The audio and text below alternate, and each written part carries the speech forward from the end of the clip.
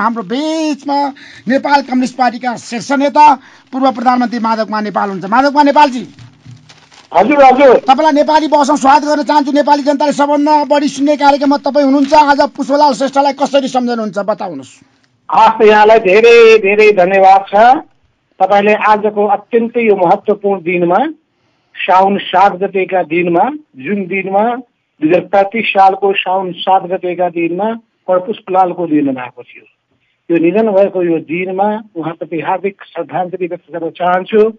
उहाँप्रति भावपूर्ण श्रद्धाञ्जली व्यक्त गर्दै म उहाँका योगदानहरू, उहाँका विचारहरू, उहाँका दृष्टिकोणहरूलाई, उहाँको पार्टी निर्माणका सोचहरूलाई आत्मसात गरेर सबैलाई अघि बढ्नको लागि हार्दिक आह्वान गर्न चाहन्छु। अब तपाईँले आफ्नो विषयवस्तु अगाडि बढाउन सक्नुहुन्छ।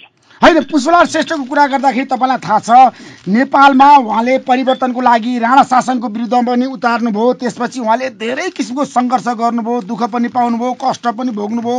उहाँको आर्थिक स्थिति पनि अत्यन्त कमजोर थियो पुष्पलाल श्रेष्ठको। तर तपाईँले नेपालको कम्युनिस्ट आन्दोलनलाई पनि राम्रोसँग हेर्नु भएको छ माधव कुमार नेपालजी। 2006 सालदेखि अहिलेसम्म आइपुग्दाखेरि पुष्पलाल श्रेष्ठले अगाडि सारेको सिद्धान्तमा, नीतिमा तपाईँहरू अगाडि बढ्नु भएको छ। म सबभन्दा पहिले यहाँलाई जानकारी दिउँ या यहाँलाई स्मरण गराउँ कि पुष्पलालको जन्म यही हाम्रो देशको रामेछाप जिल्लाको भगेरी गाउँमा भएको थियो। उहाँका 2 दाजुभाइहरूमध्ये गङ्गालाल र उहाँ हुन्छ। उहाँका अरू दाजुभाइ पनि हुनुहुन्छ, अहिले पनि कतिपय जीवितै हुनुहुन्छ। उहाँहरू दुवैजना 2 लाल, गङ्गालाल र पुष्पलाल, त्यसपछि कृष्णलाल, 3 लालको भूमि रामेछाप भनिन्छ। त्यहाँ हामीले पुष्पलालको सम्झनामा त्यहाँ पनि कार्यक्रम गरिरहेका छौँ र यहाँ चम्पादेवीमा पनि उहाँको सम्मानमा आज हामी कार्यक्रम गरिरहेका छौँ। त यसै सन्दर्भमा तपाईँले म भन्नुपर्छ, पुष्पलाल एक हिसाबले कम्युनिस्ट आन्दोलनको निम्ति र नेपालको लोकतान्त्रिक आन्दोलनको निम्ति युग पुरुष हुनुहुन्थ्यो। उहाँले प्रष्ट के बताउनु भएको थियो भने नेपालमा हामीले यदि पञ्चायती व्यवस्थालाई, निरङ्कुश शासनलाई थाल्नु छ भने नेपालको राजनीतिक वास्तविकतालाई बुझ्नु पर्दछ। उहाँले यी सबै कुराहरू के को आधारमा बुझ्नु भएको थियो भने मार्क्सवाद लेनिनवादको आधारमा उहाँले यो निष्कर्षमा पुग्नु भएको थियो। उहाँले के प्रश्न भन्नुभयो भने नेपालको राजनीतिक विशेषतालाई, नेपालको अवस्थालाई सबभन्दा पहिले ध्यानमा राख्नुपर्छ। यो कुरालाई ध्यानमा राखेर चलिएन भने नेपाली जनतालाई हामी सही ढङ्गले नेतृत्व गर्न सक्दैनौँ। उहाँ नेपाली जनताको मुक्तिको निम्ति जीवन प्रयत्नमा उहाँले लागिरहनुभयो। उहाँ वास्तवमा जनताको जुन आज हामी बहुदलीय जनवाद वा 21औं शताब्दीको जनवाद भनिरहेका छौँ, त्योभन्दा पहिले यो नयाँ जनवादी कार्यक्रमको विचार अगाडि सार्ने पनि पुष्पलाल नै हुनुहुन्छ। उहाँले नै कम्युनिस्ट आन्दोलनलाई नेपालमा सुरुवात गर्नुभयो भन्न सकिन्छ। हुन त त्यस अघि पनि कम्युनिस्ट आन्दोलनको सुरुवात भएको थियो र कम्युनिस्ट पार्टीको स्थापना उहाँकै नेतृत्वमा भएको थियो 2006 सालको वैशाख 10 गतेका दिनमा, अर्थात् 1949 को अप्रिल 22 तारिकका दिनमा कलकत्ताको श्याम बजारमा। यसरी नेपालमा एउटा नयाँ कम्युनिस्ट पार्टीको सुरुवात गर्ने व्यक्ति, नयाँ आन्दोलनको सुरुवात गर्ने व्यक्ति पुष्पलाल हुनुहुन्थ्यो। यसरी पुष्पलालले पार्टी निर्माणको निम्ति पहल गर्नुभयो, अर्थात् उहाँमा नेता हुने गुण थियो। संगठन निर्माण गर्ने, विचार अगाडि सार्ने, संगठन निर्माण गर्ने, कार्यकर्ता तयार गर्ने, उनीहरूलाई परिचालन गर्ने सम्पूर्ण नीतिहरू तर्जुमा गर्ने र को हुन् हाम्रा मित्र हुन्, को हुन् शत्रु हुन् त्यसलाई छुट्याउने र शत्रुहरू बीचको अन्तर्विरोधलाई कसरी उपयोग गर्नुपर्छ भन्ने धारणा प्रश्न रूपमा राख्ने उहाँ व्यक्ति हुनुहुन्थ्यो। यस अर्थमा उहाँले एउटा यस्तो सोच, यस्तो विचार अगाडि सार्नुभयो जुन विचारले सिङ्गो देशको राजनीति तरङ्गित भयो। नयाँ नयाँ युवाहरू कम्युनिस्ट आन्दोलनतर्फ आकर्षित हुन थाले र कम्युनिस्ट आन्दोलनले यति मात्रै होइन, प्रष्ट रूपमा सर्वहारा वर्गको अग्रदस्ताको रूपमा भूमिका खेल्नु पर्दछ। यसले वास्तवमा पुरा पुँजीवाद होइन, समाजवादबाट मात्रै नेपाली जनताको या जनताको मुक्ति सम्भव छ, जनताको सुख र कल्याण सम्भव छ भन्ने दृष्टिकोण विचार उहाँले अगाडि सार्नुभयो। अर्थात् नेपालको सन्दर्भमा उहाँले मार्क्सवादलाई जसरी व्याख्या गर्नुभयो, जुन हिसाबले उहाँले नेपाली समाजको विश्लेषण गर्नुभयो, त्यो सबै आज पनि हामीले त्यो ध्यान दिने लायक, अध्ययन गर्ने लायक, त्यसलाई मनन गर्ने लायक लागू गर्ने लायक छ।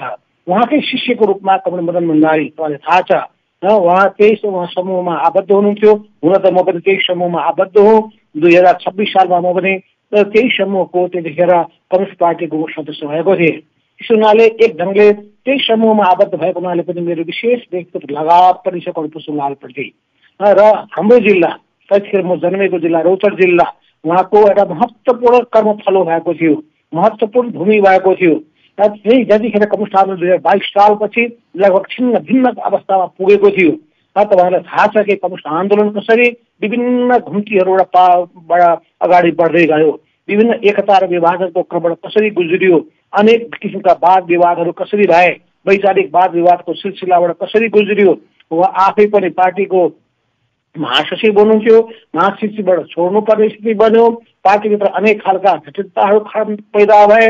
यी सबै जटिलताहरूभित्र अनेक किसिमका विसर्जनवादी दृष्टिकोणहरू पनि देखा परे। ती सबैको विरुद्धमा जुझ्दै अगाडि बढिसकेपछि यस्तो व्यक्तिको विचारलाई बोकेर, यस्तो व्यक्तिले अगाडि सारेको विचारलाई अगाडि सारेर कम्युनिस्ट आन्दोलन निरन्तर रूपमा अगाडि बढ्दै गयो। त्यसैले उहाँले अगाडि सार्नु गएको विचारको पनि उहाँको भूमिकाको अहिले पनि हामी सबैले उच्च कदर गर्दछौँ, सम्मान गर्दछौँ र त्यही बाटोमा हामी अहिले पनि अगाडि बढिरहेका छौँ। होइन, माधव नेपालजी जीवनशैलीको कुरा गर्दाखेरि तपाईँलाई थाहा छ पुष्पलालको एकदम सरल जीवनशैली थियो।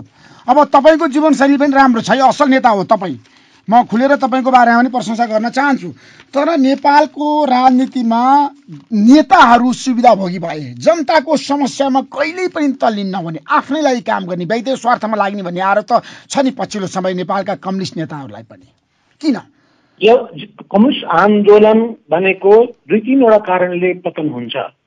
पहिलो, जब त्यो विचारमा जसले ठुलो भड्काउको रूप लिन्छ, त्यो जब अवसरवादको शिकार हुन्छ, मूल विचारलाई उसले परित्याग गर्छ, मूल दृष्टिकोणलाई परित्याग गर्छ, त्यसले कम्युनिस्ट आन्दोलनलाई विसर्जनमा लान्छ। हुन त विसर्जनमा लाने सबभन्दा पहिलो कुरो कम्युनिस्ट पार्टी नै सिध्याएको थियो। कम्युनिस्ट नामै मन नपराउनु, कम्युनिस्ट झन्डालाई नै स्वीकार नगर्नु, अन्तर्राष्ट्रिय गीतलाई नै मन नपराउनु, सरवारा वर्गको दृष्टिकोणलाई नै मन नपराउनु, सरवारा वर्गीय अगुवाईलाई स्वीकार नगर्नु, त्यो पहिलो कुरा हो। अब दोस्रो कुरो भनेको सङ्गठन नबनाउनु, त्यतिकै सानो मान्छेको क्लब बनाउनु, सानो गुटमा रमाउनु, सिङ्गो पार्टी पङ्क्तिलाई, सिङ्गो देशका जनसमुदायलाई कम्युनिस्ट पार्टीप्रति आकर्षित नगर्नु, यसले अर्को पनि कम्युनिस्ट पार्टीलाई कमजोर बनाउँदैन सिकाउँछ। तेस्रो कुरो भनेको कम्युनिस्ट पार्टी छ तर त्यो कम्युनिस्ट पार्टी गतिहीन छ भने त्यो पनि कम्युनिस्ट आन्दोलन विसर्जनको दिशामा, समाप्तिको दिशामा जान्छ। अनि चौथो कुरो के हुन्छ भन्दाखेरि कम्युनिस्ट पार्टी छ तर त्यो कम्युनिस्ट पार्टीकोले गर्नुपर्ने नियमित क्रियाकलाप गर्दैन, त्यसले चाहिँ राष्ट्रमा गतिविधि गर्दैन र त्यो चाहिँ नाम मात्रको संगठन भयो भने पनि त्यो सिद्धिन्छ। अब त्यस बाहेक त्यसको कार्यशैली ठिक छैन भने, जनताको बिचमा लोकप्रिय बन्दैन भने, जनताको विश्वास आर्जन गर्दैन भने, अझै उसले पाएको जिम्मेवारी, राज्य सत्ता सम्हालेको जिम्मेवारी राम्ररी पुरा गर्दैन भने त्यसपछि कम्युनिस्ट पार्टीप्रतिको जनताको विश्वास हराउँदै जान्छ। अनि अझै अर्को समस्या भनेको पार्टीका कार्यकर्ताहरूमा गम्भीर विचलनहरू, स्वार्थी मनोवृत्तिहरू, निम्न पुँजीवादी मनोवृत्तिहरू र अझै भ्रष्ट मनोवृत्तिहरू जब हुर्किन थाल्छ अनि त्यसपछि उसभित्र नोकरशाही प्रवृत्ति हावी भएर जान्छ, जनतालाई केही पनि महत्त्व दिँदैन या पार्टीको कार्यकर्तालाई कुनै महत्त्व दिँदैन, सङ्गठनलाई कुनै महत्त्व दिँदैन भने त्यो कम्युनिस्ट पार्टीले त्यसपछि जनताको विश्वास कार्यकर्ताको विश्वास गुमाउँछ, पार्टीको विश्वास जनताले गर्न छोडिदिन्छन्। त्यस हुनाले कम्युनिस्ट पार्टीका कार्यकर्ताहरू जनताको बिचमा लोकप्रिय बन्नका लागि उनको जीवनशैली पनि सारा हुनुपर्छ, जनतासँग घुलमिल हुनुपर्छ, जनतासँग एकाकार हुनुपर्दछ, उनीहरूमा सादा जीवन, उच्च विचारको भावना हुनुपर्दछ। यी सबै चिजहरूमा अहिले धेरै विचलन देखिएको छ, कमजोरी देखिएको छ, भ्रष्टाचार व्याप्त भएको छ, त्यसै गरी जनतासँगको दूरी बढ्न गएको छ, जनताका गुनासाहरू नसुन्ने अनि त्यसपछि जनताभन्दा आफूलाई ठुलो ठान्ने प्रवृत्तिहरू देखा पर्न थालेको छ। विभिन्न देशहरूमा हेर्नुभयो भने तपाईँ के पाउनुहुन्छ भने जनभावना एकतिर छ, कम्युनिस्ट पार्टी अर्कोतर्फ हिँडिरहेको छ। त्यसले गर्दाखेरि ती देशहरूमा समाजवादको पतन भयो। पूर्वी युरोपमा, सोभियत सङ्घमा कम्युनिस्ट पार्टीभित्र जब नोकरशाही प्रवृत्ति हावी भएर गयो, जब कार्यकर्ता जनताबाट टाढा हुन थाले, जनताको मनोभावनालाई उनीहरूले बेवास्ता गर्न थाले, जनताका आलोचनाहरू सुन्न छाडे, जनताका गुनासाहरूलाई अस्वीकार गर्न थाले, त्यसपछि जनता उनीहरूबाट टाढिँदै गए या जनताबाट उनीहरू टाढिँदै गए र यसरी यो स्थिति बन्दै गएपछि सोभियत संघ र पूर्वी युरोपका देशहरूको हालत तपाईँलाई थाहा छ। त्यति मात्रै होइन, पश्चिम बङ्गालको कुरा गर्नुहुन्छ भने पनि लामो समयसम्म सत्तामा बसिसकेपछि सत्ताको अहङ्कार पैदा भयो। त्यहाँ कम्युनिस्ट पार्टीको नोकरशाही प्रवृत्ति हुर्किन थाल्यो।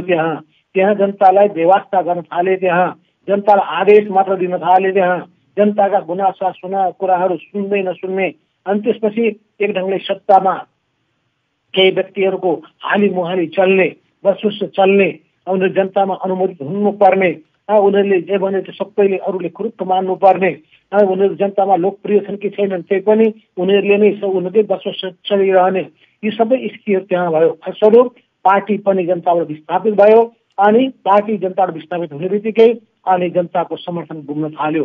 त्यस हुनाले हामी यो जुन मूल कुरा के हो भने कम्युनिस्टहरू विचारमा श्रेष्ठ हुन्छन्, उनीहरू सर्वहारावरको अग्रदल बनिन्छ, सबै क्षेत्रमा अग्रदल हुनुपर्छ, विचारमा अगुवा हुनु पर्यो, संगठनमा अगुवा हुनु पर्यो, संगठन परिचालनमा अगुवा हुनु पर्यो, अनेक आफ्नो कार्यशैलीमा अगुवा हुनु पर्यो, आफ्नो दृष्टिकोणमा अगुवा हुनु पर्यो, नीतिमा अगुवा हुनु पर्यो, कार्यक्रममा अगुवा हुनु पर्यो, कार्यान्वयनमा अगुवा हुनु पर्यो, परिणाम दिने कुरामा अगुवा हुनु पर्यो। किनभने कुराले चिउरा भिज्दैन, कर्मधन भण्डारीले भन्नुभएको छ, स्मरण गरौँ, कुराले मात्र हुँदो रहेनछ, काम चाहिन्छ, व्यवहार चाहिन्छ, परिणाम चाहिन्छ। हो, पुष्पलालले आफ्नो समयमा सक्दो उहाँले संगठन निर्माण गर्नका लागि, आन्दोलन परिचालन गर्नका लागि, त्यो आन्दोलनहरूलाई चाहिँ कन्भिन्स गर्नका लागि यहाँसम्म कि नेपाली कांग्रेसका नेता बीपी कोइरालालाई उहाँले धेरै कोसिसमा कन्भिन्स गर्नका लागि नेपालमा यदि निरङ्कुश पञ्चायती शासनलाई सामन्ती पञ्चायती शासनलाई ढाल्न खोजेको हो भने, चाहन्छौँ भने त्यसको निम्ति संयुक्त जनआन्दोलन बाहेकको कुनै विकल्प छैन। नेपालको राजनीतिको यथार्थ राखे हो भने यहाँ काङ्ग्रेस र कम्युनिस्ट र काङ्ग्रेस दुईटा शक्ति मिल्नु पर्दछ अनि मात्र मुख्य शक्तिलाई परास्त गर्न सकिन्छ। तर यो कुरालाई तत्कालीन समयमा बीपीको नेतृत्वको नेपाली कांग्रेसले बुझ्न सकेन, अर्थात् बीपी कोइरालाले बुझ्न सकेनन्। बीपी कोइरालाले आफ्नो जीवनभरि कम्युनिस्टहरूप्रति नकारात्मक धारणा राखे, उनको मनमा घृणाको भावना थियो। फलस्वरूप त्यसको दण्ड भनेको देशले भोग्नु पर्यो, जनताले भोग्नु पर्यो। तर पछि गएर नेपाली कांग्रेसका नेताहरूमा नयाँ चेतना आयो र त्यसको अगुवाई गणेशमान सिंहले गर्नुभयो अनि सँगसँगै कृष्णप्रसाद भट्टराईजी पनि हुनुहुन्थ्यो अनि पछि गएर त्यसको रियलाइजेसन गिरिजाप्रसाद कोइरालाजीमा पनि भयो। त यी सबै भइसकेपछि नेपाली कांग्रेस र कम्युनिस्ट नेपाल कम्युनिस्ट पार्टी जो लगभग एकै समयमा दुईटैको जन्म भएको थियो। 2000 हुन त नेपालमा 2003 सालमा रातो झण्डा समूहबाट नै कम्युनिस्ट आन्दोलनको सुरुवात भएको भनिन्छ र त्यसै गरी 2003 सालमा नेपाली कांग्रेसको पनि स्थापना भएको भनिन्छ। तर 2006 सालमा नेपाली कांग्रेसको रूपमा आयो, 6 सालमा नेपाल कम्युनिस्ट पार्टीको रूपमा आयो। यी दुईटै झन्डै जोडवा राज्य भए जस्तै भन्न सकिन्छ। अब त्यो सबै स्थितिभित्र अनि यो दुईटै मिलेर जब अगाडि बढ्ने स्थिति बन्यो 2046 सालमा पञ्चायती व्यवस्थालाई ढालियो अनि यी दुईटै मुख्य शक्ति जब मिले त्यसपछि 2063 सालमा हामीले राजतन्त्र ज्ञानेन्द्र प्रसादको राजतन्त्रलाई नेपालको धरतीबाट सधैँको निम्ति विदा गरेर गणतन्त्रको स्थापना हुनु पुग्यो। यस्तो अवस्थामा अब हामीले गणतन्त्र ल्याएर मात्र हुँदैन, यो त साधन मात्रै हो। साध्य भनेको फेरि पनि हामीले हाम्रो दृष्टिकोणलाई लागू गर्ने कुरा। लागू गर्नको लागि माधव नेपालजी मैले तपाईँलाई बिचैमा रोक्ने, अन्यथा नसोच्नु होला। मेरो प्रश्न कहाँनिर भन्दाखेरि आज पुष्पलाल श्रेष्ठको तपाईँ अनुयायीको रूपमा पनि र उहाँको विचारलाई अगाडि बढाउनु पर्छ भनेर तपाईँ लागि परेको नेता हो। पुष्पलालको बारेमा, पुष्पलाल श्रेष्ठको योगदानको बारेमा तपाईँलाई धेरै कुरा थाहा छ। तर मेरो प्रश्न तपाईँले एकदम सिधा उत्तर दिनु होला। आज नेपाल कम्युनिस्ट पार्टीको संस्थापक नेताको हामीले स्मृति दिवस मनाइरहँदा मलाई के बताउनुहोस् भन्दाखेरि नेपाल कम्युनिस्ट पार्टी फुट्छ कि फुट्दैन? पुष्पलालको चाहनालाई साँच्चीकै तपाईँहरूले आत्मसात गरेर जाने हो भने भन्नुहोस् त। अब जुटाउन सक्नुहुन्छ, एक ढिक्क बनाउन सक्नुहुन्छ नेपाल कम्युनिस्ट पार्टीलाई? कम्युनिस्ट पार्टीलाई जसले फुटाउने कुरा पनि सोध्छ, कम्युनिस्ट पार्टीलाई जसले फुटाउने काम गर्छ त्यो कम्युनिस्ट आन्दोलनबाट तिरस्कृत भइहाल्छ। हाम्रो पार्टी पंक्तिबाट नेपालका यो नेपालका आम जनताबाट पनि उनीहरू तिरस्कृत हुनेछन्, बहिष्कृत हुनेछन्। त्यस हुनाले पार्टी फुटाउने सोच राख्नु भनेको अपराध हो। त्यो पार्टीको निर्णय नमानेर पार्टी फुटाउँछु भन्नु सोच्नु नै अपराध हो। त्यो अपराधी चिन्तनबाट हामी मुक्त हुनुपर्दछ। हामीले कम्युनिस्ट पार्टी होइन, कम्युनिस्ट पार्टीको निर्णय र निर्देशलाई मान्नुपर्छ। किनभने कर्णपुष्पलालले सधैँ भन्नुभयो कि कम्युनिस्ट पार्टीमा नीति प्रधान हुन्छ, कम्युनिस्ट पार्टीमा विधि पद्धति प्रधान हुन्छ, कम्युनिस्ट पार्टीमा सामूहिकता प्रधान हुन्छ, यहाँ व्यक्तिवाद हुँदैन र त्यो नीतिलाई नेता प्रधान हुँदैन भन्ने कुरा बताउनु भयो। हामीमा कता कता व्यक्तिवाद नेतावाद हामीमा हुर्किएको छ। अनि त्यसपछि यहाँ कमरेडली भावना समाप्त भएको छ। आपसमा कमरेड कमरेड भन्ने होइन, यहाँभित्र अर्कै किसिमको विकृतिहरू चाहिँ देखा पर्न थालेको छ। यी सबै प्रवृत्तिहरूले हामीलाई चिन्तित भक्कै पनि बनाएको छ। त्यस हुनाले कम्युनिस्ट पार्टी कमजोर धरातलमा जन्मेको होइन, यो कमजोर आधारमा तयार भएको होइन। कम्युनिस्ट पार्टी बलियो जगमा, बलियो वैचारिक जगमा निर्माण भएको छ। यसको संगठनात्मक जग पनि बलियो भएको छ। ठुलो पंक्ति पार्टीको त्यत्रो ठुलो कार्यकर्ता पंक्ति, पार्टीको एउटा धेरै खोकी क्षमता भएका नेताहरूको पंक्ति, पार्टीका विशाल कार्यकर्ता पंक्ति, अझै त्योभन्दा पनि ठुलो विशाल पार्टी सदस्य पंक्ति, अझैलाई पनि माया गर्ने अनेक लाखौं लाख शुभेच्छुकहरूको पंक्ति अहिले कम्युनिस्ट आन्दोलनको पक्षमा भएको हुनाले, कम्युनिस्ट पार्टीको पक्षमा भएको हुनाले त्यस्ता प्रवृत्तिहरूलाई छ भने त्यसलाई त्याग्नुपर्छ। कुनै आवेशमा भावावेशमा जाने होइन, आफूलाई केन्द्रबिन्दुमा राख्ने होइन, सामूहिक निर्णयलाई स्वीकार गर्ने हो, सबैको विश्वास जित्ने हो, मन जित्ने हो, कमी कमजोरी सुधार गर्ने हो, कम कमजोरी सुधार गरेर नयाँ सिराबाट अघि बढ्नका लागि संकल्प गर्ने हो। त्यसो भए जाँदा जाँदै माधव कुमार नेपालजी, नेपाल कम्युनिस्ट पार्टीभित्र एकता महाधिवेशनको बहस सुरु भएको छ। तपाईँले एउटा निर्णय गर्नुभयो भनेर बाहिर समाचार आएको छ, प्रचण्डलाई साथ दिने महाधिवेशनसम्म, त्यो सही हो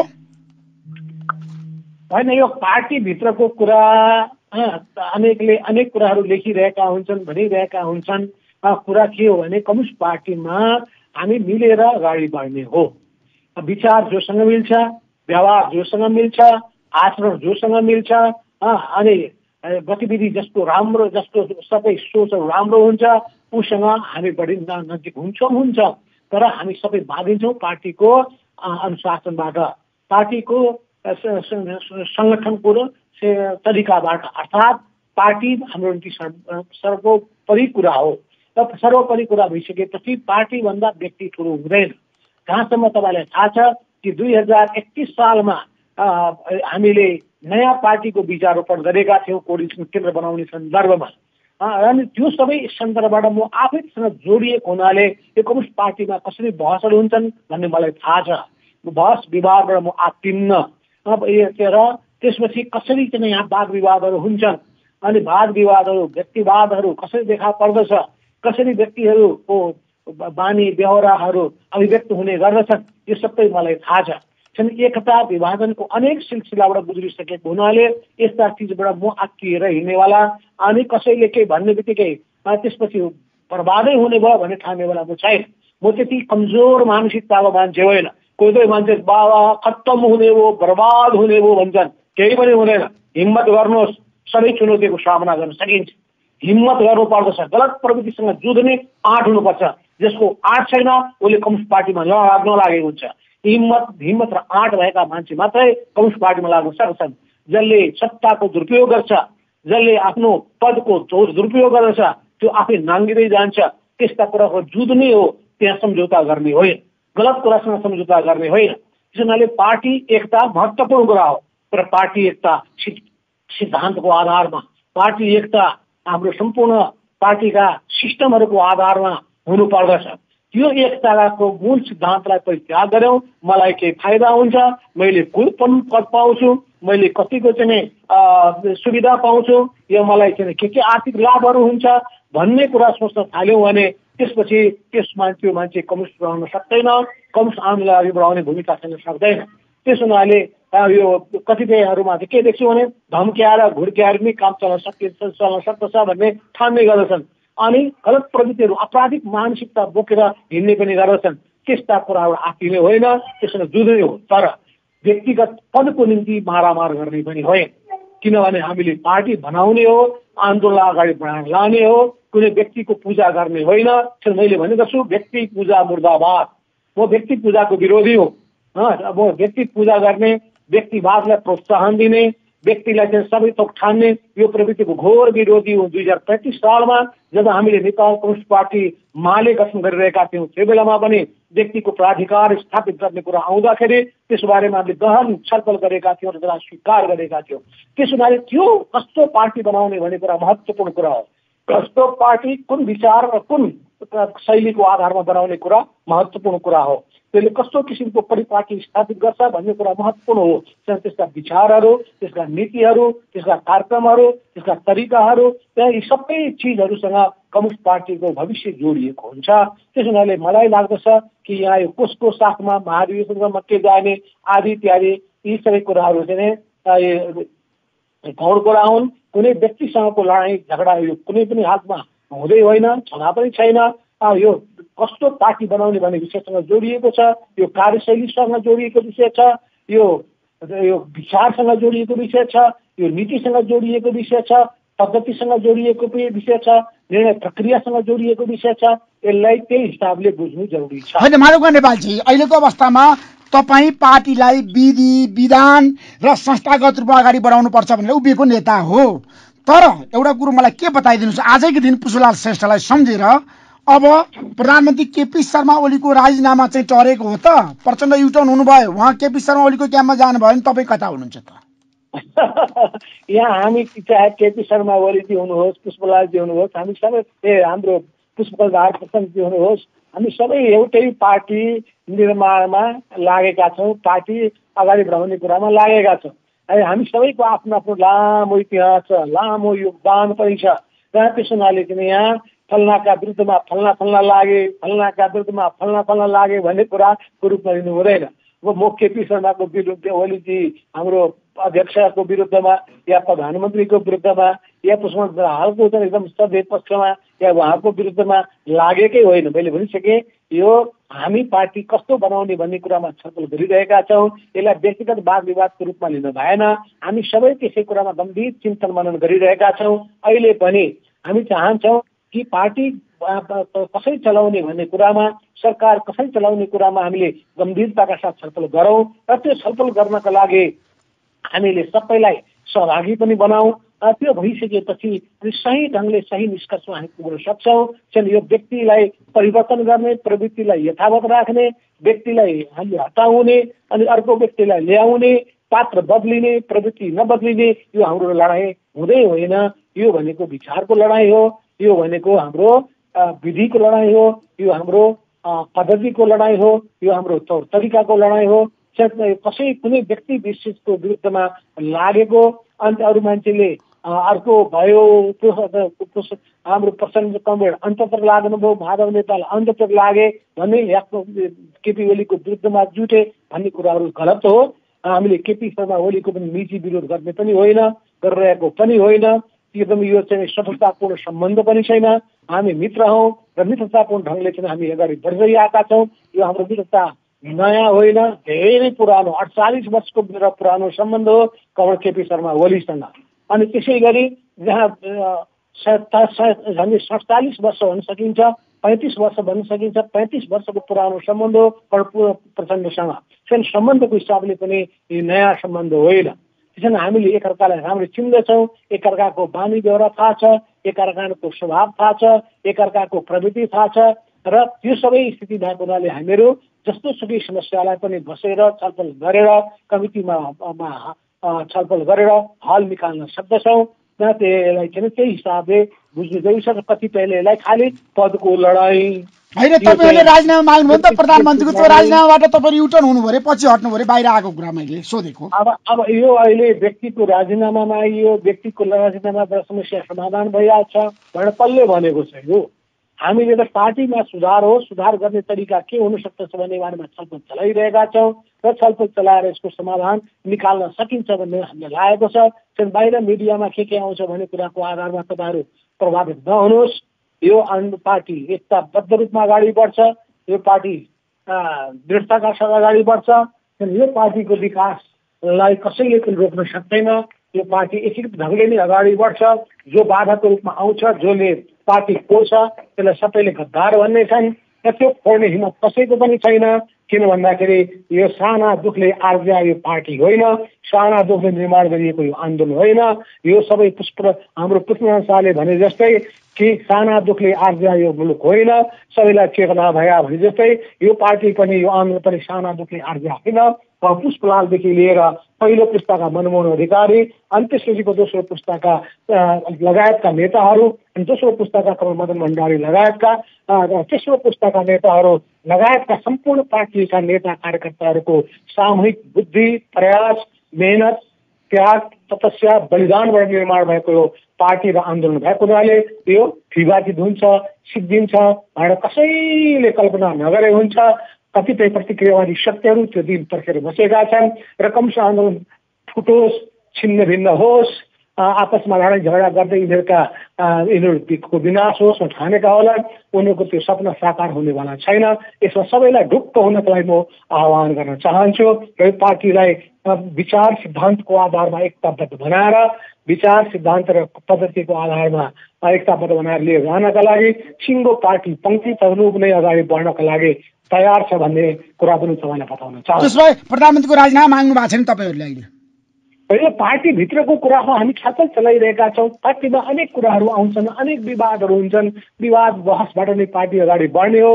विवाद भयो भने आत्तिनु पर्ने पनि केही आवश्यकता छैन। मैले तपाईँलाई बस भने कस्तो कस्तो अवस्थाबाट हामी अगाडि बढ्यौँ इतिहासको तपाईँलाई व्याख्या गर्ने हो भने त्यसको चर्चा मैले गर्ने हो भने तपाईँ पनि थाहा पाउनुहुन्छ कि कसरी कुन कुन मोडबाट हामी गुज्यौँ। अहिले यो पार्टीमा एकताबद्ध हुनुभएका सबै मिलेर अगाडि बढ्नुभएका सबैलाई थाहा छ कि कसरी कसरी कतै घुम्तीहरूबाट, अनेक उकाली ओह्रालीबाट, अनेक जटिलताहरूबाट, अनेक एकता विभाजनबाट हामी यो बिन्दुमा आइपुगिसकेपछि त्यो ज्ञान, चेतना, बुद्धि हामी सबैमा छ। त्यस हुनाले चाहिँ आधारमा हामीले अगाडि बढ्नुपर्छ। कसैले पनि आफूलाई के अरे सार्वभौम ठान्न भएन, आफूलाई सर्वज्ञता ठान्न भएन, आफूलाई अपरिहार्य ठान्न भएन। सामूहिकताको मार्फतमा सबैले आफू राख्नु पर्यो। यो सबै कुनै एउटा व्यक्तिको व्यक्ति वीरताले भएको पनि होइन। यी सबै कुरालाई बुझेर चल्नु पर्छ।